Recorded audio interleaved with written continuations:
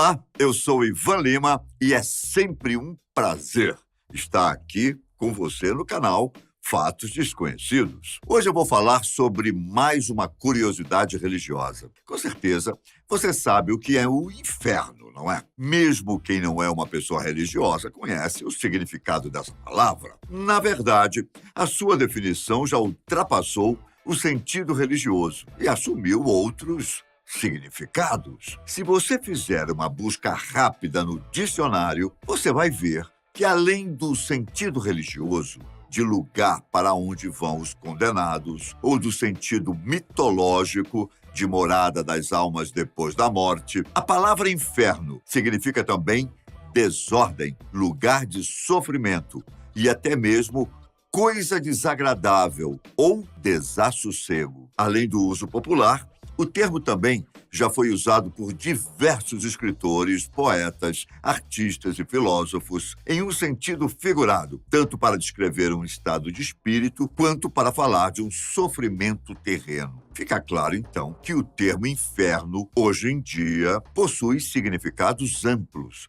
para além do religioso. As representações sobre o inferno ainda inspiram obras literárias, filmes, poemas, pinturas e diversas outras expressões artísticas. Mas você sabe como essa palavra surgiu? Em quais religiões existe a ideia de inferno? Outra pergunta importante: será que o cristianismo sempre compreendeu o inferno da mesma forma? Todas essas questões eu vou tentar responder para você. A verdade é que o mistério sobre o que acontece depois da morte é uma das maiores angústias e inquietações humanas. Só que, sem entrar em uma reflexão filosófica sobre a vida e a morte, eu quero falar sobre as origens do termo inferno e sobre o seu significado religioso. O termo inferno vem do latim infernum, que significa a passagem para o mundo destinado às almas perdidas, assim como esse próprio mundo. Enquanto o adjetivo latino inferus significa inferior, a palavra se relaciona também ao termo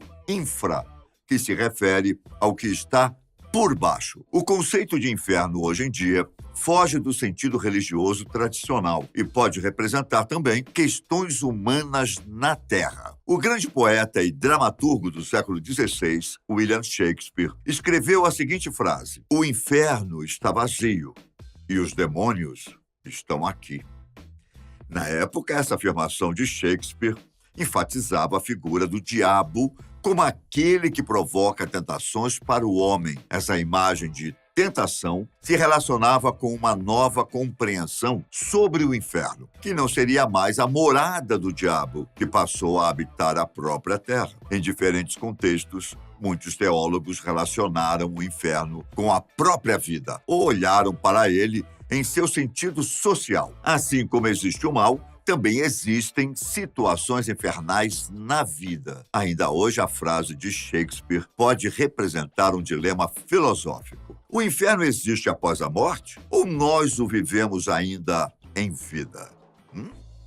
A existência humana repleta de sofrimentos, como a miséria, as guerras, os genocídios, as ditaduras, as torturas e tantos outros males. Faz parecer que o inferno existe na nossa própria sociedade. Para o cristianismo, a crença na punição para os pecadores não arrependidos é um dos elementos fundamentais da sua doutrina. O compêndio do Catecismo, publicado durante o papado de João Paulo II, ensina que aquele que morre recusando o arrependimento e o amor misericordioso de Deus, ficará separado do reino dos céus por opção. Essa exclusão definitiva da comunhão com Deus é o que significa o inferno. Tradicionalmente, os cristãos compreendem o inferno como um lugar de sofrimento físico, onde a consciência do pecador arde em um lago de fogo. Por outro lado, a atual doutrina cristã não enfatiza tanto os aspectos físicos, mas sim o sentido espiritual de que o inferno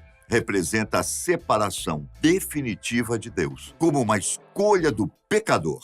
Apesar disso, dentro do cristianismo, existem discordâncias sobre a compreensão do inferno, principalmente quando se trata da eternidade do castigo no inferno ou da possibilidade de perdão dos pecados. No século XV, com o Concílio de Florença, a doutrina da Igreja Católica passou a entender que a punição dos pecadores no inferno é eterna ou definitiva. Essa compreensão começou a ter força a partir do século VI depois de Cristo, por meio das interpretações de Santo Agostinho. Mas nem sempre essa foi a interpretação oficial. E, atualmente, o Papa Francisco tem enfatizado o caráter misericordioso de Deus e da Igreja. Aproximadamente até o século III depois de Cristo, a Igreja não interpretava o inferno e o castigo como eternos. O teólogo Orígenes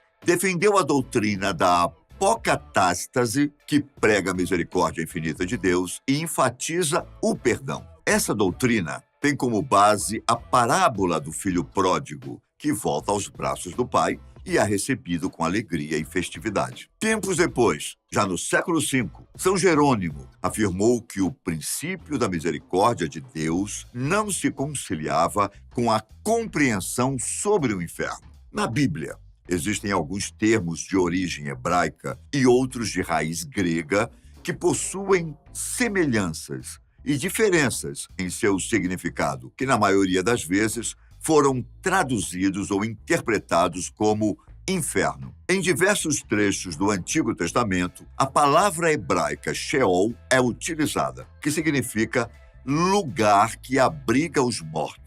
Quando Satã se revoltou contra Deus, ele foi enviado para esse local, que não era o inferno como compreendemos hoje. O Sheol, ou a velha dama do abismo, não era um lugar de punição, apenas o destino dos mortos. Na antiguidade, a crença hebraica não enfatizava tanto o mundo dos mortos, porque os pecados eram castigados ainda em vida, assim como a fé e a bondade eram recompensadas em vida e não após a morte. Já a palavra Hades é grega e também significa mundo dos mortos. Na mitologia grega, Hades é também o deus do submundo. Para a cultura grega antiga, o Tártaro representava um lugar inferior no mundo dos mortos, destinado para as pessoas perversas, enquanto o lugar de repouso das pessoas boas era representado pelos Campos Elíseos. Na Bíblia, a palavra Tártaro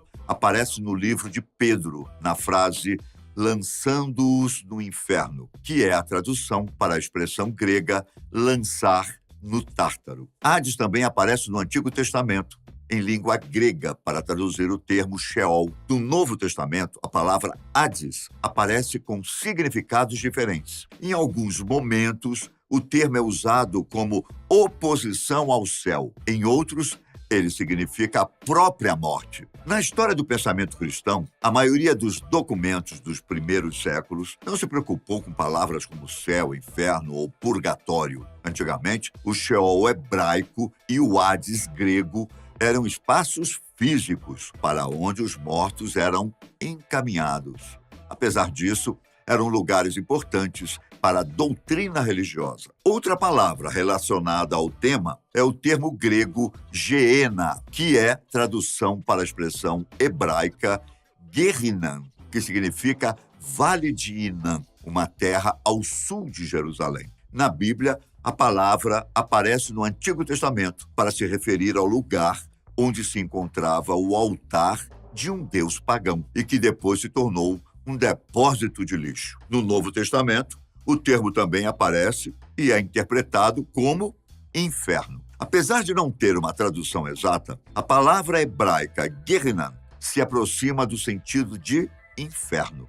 Mas para a cultura judaica, o inferno não é um lugar de dor eterna reservado para aqueles que fracassaram em sua vida espiritual, mas sim um processo de restauração e de recuperação. O rabino David Whiteman explica que atualmente, para o judaísmo, o inferno é o lugar onde as almas passam para limpar suas máculas. Neste lugar, o espírito sente vergonha das coisas que fez ou deixou de fazer na vida. Já no paraíso, as almas estarão mais próximas do Criador e, por isso, encontrarão todas as respostas que sempre procuraram durante a vida. Assim como na cultura hebraica, outras civilizações antigas, como os mesopotâmios e os gregos, se preocuparam em pensar sobre o que acontece depois da morte. A ideia de um mundo para os mortos aparece em diversas culturas e religiões, com sentidos e palavras diferentes. Da mesma forma, a crença em um lugar de sofrimento para onde vão as almas perdidas também aparece em religiões e tradições culturais diversas. A palavra inferno, como conhecemos hoje, surgiu a partir de trocas religiosas e culturais entre os povos antigos e adquiriu sentidos diferentes ao longo da história. De sua origem religiosa, a palavra foi expandindo seu significado e povoando o imaginário ocidental por meio da produção artística e de expressões linguísticas do cotidiano. Como eu disse lá no início, mesmo quem não é religioso sabe o que é inferno e, com certeza, já deve ter usado essa palavra em algum momento. E para você, o que é o inferno? Deixa aqui no comentário sobre o que você acha. Eu espero que tenha gostado. Fiquem com Deus, um grande abraço e até a próxima. Tchau!